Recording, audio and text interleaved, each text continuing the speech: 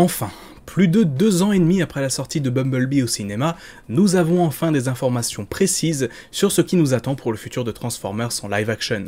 J'ai fait un certain nombre de vidéos qui traitaient des différentes informations qui sortaient à droite à gauche dans la presse, les rumeurs les plus insistantes, les informations officielles, mais aujourd'hui c'est différent. Aujourd'hui on a du lourd, du très lourd même, avec le titre du prochain film, un début de synopsis et les principaux personnages de ce dernier.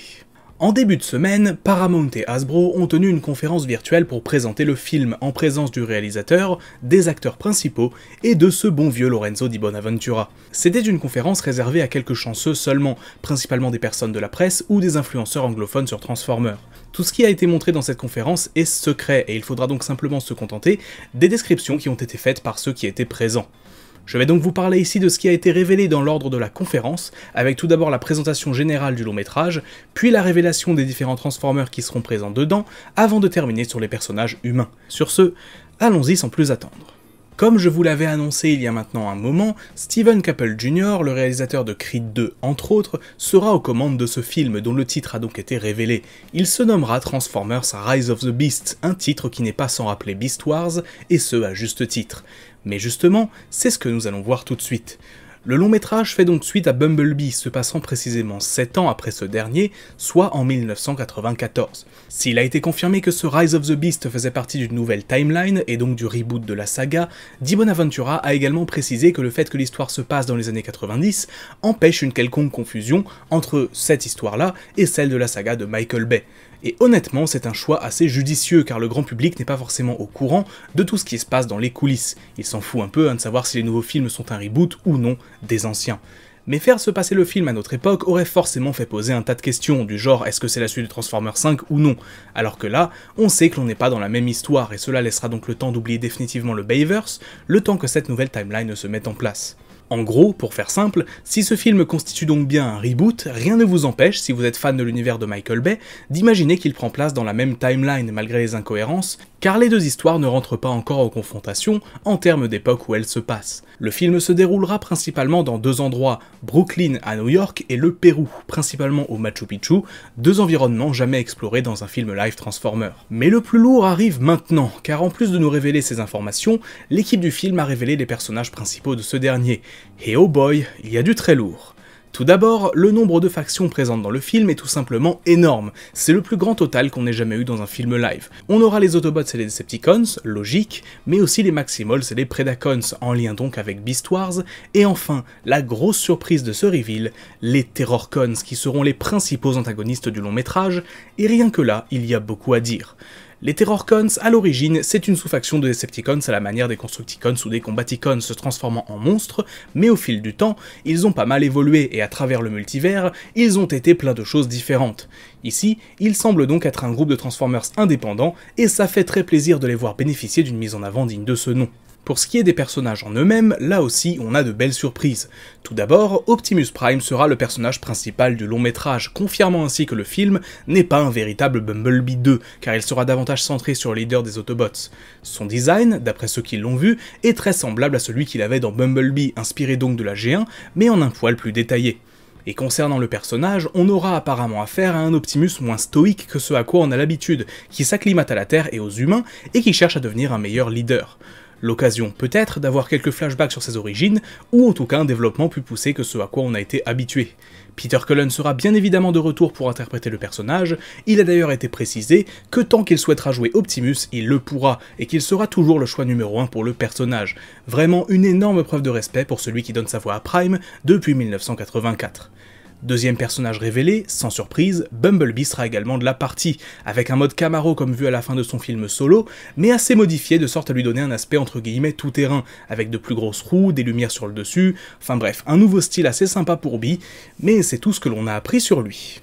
Le troisième, enfin plutôt la troisième Autobot de ce film, sera Arcee, qui d'après les personnes présentes possède un look à mi-chemin entre celui de la G1 et celui de Prime.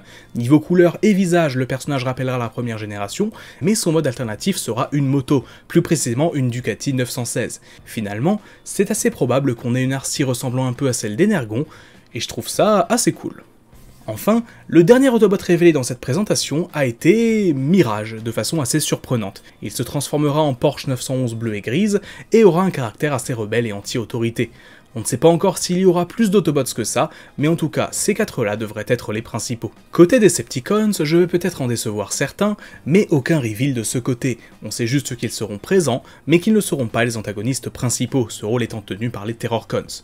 Et en parlant de ces derniers d'ailleurs, on a eu un reveal sur l'un d'entre eux, ou plutôt l'une d'entre eux, à savoir Nightbird. Oui, Nightbird, ce personnage apparu seulement dans un épisode de la G1, va avoir droit à un rôle assez important dans ce film. Elle se transformera en Nissan GTR et est présentée comme ayant déserté son camp pour rejoindre les Terrorcons. Elle ne fait donc pas partie de ce camp à la base. Pour ceux qui ont vu son mode robot, ils l'ont décrit comme une version modernisée de sa version G1, donc à vous de vous imaginer dans votre tête à quoi ça peut ressembler. Nightbird est donc devenue la seconde des Terrorcons, mais qui dit seconde dit leader, et le leader de ces derniers a lui aussi été révélé, et n'est autre que Scourge. Alors, on va écarter tout de suite les soupçons, non, ce ne sera pas un Scourge inspiré de sa version G1. Pour rappel, un Scourge à la base est un des soldats créés par Unicron dans le film de 1986. Il est un des lieutenants de Galvatron et a ses propres troupes sous ses ordres, à savoir les Sweeps. Mais au fil du temps, il a eu plein d'autres versions, une version dans la Bystera, dans Robots in Disguise en 2001, dans Cybertron, etc. Et justement, il semblerait, et j'insiste sur le « il semblerait », qu'il soit une sorte de mix entre sa version RID et sa version de Cybertron, car selon ce qui a été révélé, il ne se transformera pas en animal, mais a un aspect violent et quasi bestial. En termes de couleur, on serait sur un mélange de noir, gris et orange. Son look est apparemment ultra badass et difficile à se représenter, donc je vais faire un peu de mon mieux. Il possède des cheminées dans son dos, ce qui laisse supposer qu'il se transforme en camion, et l'une de ses mains possède une énorme griffe dégageant de l'électricité. Il ne rappelle apparemment pas tant que ça sa version RID, plutôt celle de Cybertron, mais semble surtout avoir un design totalement nouveau. Niveau personnalité, le personnage a été présenté comme une menace pour tous les camps présents dans le film, un chasseur qui traque ses victimes et leur arrache leur insigne afin de se les tatouer entre guillemets sur son corps. Je ne sais pas vous, mais j'ai l'impression qu'il va respirer la badassitude et devenir le favori de beaucoup de monde, enfin si son rôle dans le film est réussi bien sûr, mais les bases semblent assez sympas. Concernant les Maximals et les Predacons, les deux camps ont été confirmés pour le film et seront vraisemblablement présents sur Terre depuis très longtemps. Si on ne sait pas qui seront les Predacons, décrits comme les ennemis naturels des Maximals, on a eu la confirmation de la présence d'Optimus Primal, Eraser et Rhinox. Leur design est apparemment assez mécanique, mais épousant parfaitement les formes de leur mode alternatif d'animaux. Les concept art montrés les ont apparemment présentés avec une apparence assez datée, usée entre guillemets, ce que l'on pourrait attendre venant de Transformers présents sur Terre depuis des milliers d'années. Si vous vous souvenez de ce concept art d'Optimus Primal pour The Last Knight, apparemment, le design de ce film y est assez semblable, avec une fourrure en plus au-dessus. Primal sera donc bien le chef des Maximals et est décrit comme un bot assez ancien et usé, son design semble en tout cas évoquer un passé assez lourd de son côté. Il sera semblable à Optimus Prime en termes de stature en tout cas. Et enfin, après avoir parlé des robots, les deux personnages principaux humains ont été présentés. On aura donc affaire à deux archétypes encore jamais vus dans la saga. Tout d'abord, Anthony Ramos jouera Noah, un ancien militaire qui a décidé de revenir dans sa famille à Brooklyn afin de donner plus de sens à sa vie. Il vit avec sa mère et son petit frère pour qui il est une sorte de figure paternelle. Dominique Fishback, quant à elle, jouera Elena, une chercheuse d'anciens artefacts travaillant dans un musée.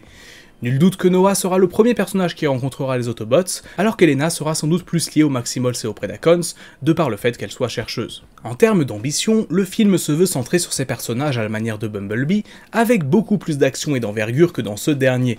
On est donc plus sur un blockbuster à très gros budget, avec beaucoup plus de spectacles et des lieux différents. On peut donc espérer qu'il mettra d'accord aussi bien les fans du Bayverse qui aiment l'action, que les fans de Bumblebee qui apprécient le développement des personnages. En tout cas, l'équipe du film a l'air très motivée, Steven Caple Jr. et Anthony Ramos ont tous les deux été fans de Beast Wars étant plus jeunes, et visiblement ils connaissent assez bien leur sujet.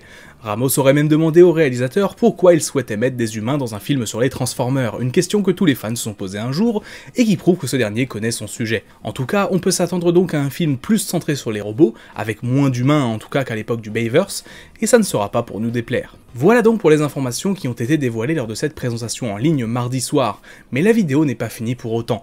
En effet, on a appris ce jeudi que les effets spéciaux du film allaient être réalisés par Moving Picture Company, ou MPC, compagnie d'effets spéciaux célèbre pour ses animations d'animaux ou de monstres. Récemment, c'est notamment eux qui ont travaillé sur Le Roi Lion en live action ou encore Godzilla vs Kong. Évidemment qu'il a été décidé de faire appel à eux pour les Maximals, les Predacons et les Terrorcons, qui demanderont beaucoup de boulot de ce côté-là, et j'ai personnellement hâte de voir ce que donnera le résultat. En tout cas, je suis très content des annonces faites pour le prochain film Rise of the Beast donc. J'avais plusieurs craintes concernant ce projet que j'avais déjà déjà exprimé. La première, ça aurait été un autre film centré sur Bumblebee, alors que les autres Autobots se sont présents, ce qui ne sera pas le cas ici, Optimus étant confirmé comme le cybertronien principal. Ma seconde crainte aurait été un film Beast Wars se passant à la préhistoire, qui aurait peut-être trop perdu le grand public. Je ne sais pas si les faire revenir à une époque moderne rendra bien, je l'espère en tout cas, mais c'est un choix plus intelligent si on visait un public plus large. Enfin, et c'était peut-être ma plus grande crainte, j'avais peur que ce film ne soit qu'une sorte de pseudo-remake du premier film de 2007, où on aurait suivi simplement les Autobots d'Optimus contre les Decepticons de Megatron, sans qu'il n'y ait rien de plus derrière. Heureusement, ce n'est pas le cas, et on part sur une idée originale, avec un antagoniste principal plutôt bien choisi, je pense. C'est une bonne chose de mettre en avant un personnage comme Scourge, ou même Nightbird, le premier étant peu connu du grand public car jamais apparu dans les films, et la seconde étant ultra mineure dans la licence. J'espère donc que la vidéo vous aura plu et que vous êtes tout aussi hypé que moi pour ce film qui sort dans quasiment un an jour pour jour. La sortie française étant programmée pour le 22 juin 2022. N'hésitez pas à me dire ce que vous pensez de tout ça dans les commentaires, et on se dit donc à la semaine prochaine pour un nouveau focus. Ciao! Merci à vous d'avoir regardé cette vidéo, n'hésitez pas à l'aimer si elle vous a plu, et laisser un petit commentaire pour me donner votre avis. Si vous n'êtes pas encore abonné, n'hésitez pas à le faire pour pouvoir suivre toutes les nouvelles sorties, c'est gratuit et ça aide beaucoup. Enfin, si vous souhaitez aider à l'amélioration de la chaîne en me soutenant financièrement, vous trouverez dans la description les liens vers mon compte Tipeee et ma boutique Teespring, où vous pouvez me demander un focus sur le personnage de votre choix, voir les vidéos en avance et acheter des t-shirts en rapport avec la chaîne. Sur ce, on se dit à très bientôt pour une nouvelle vidéo, c'était Magnus, ciao!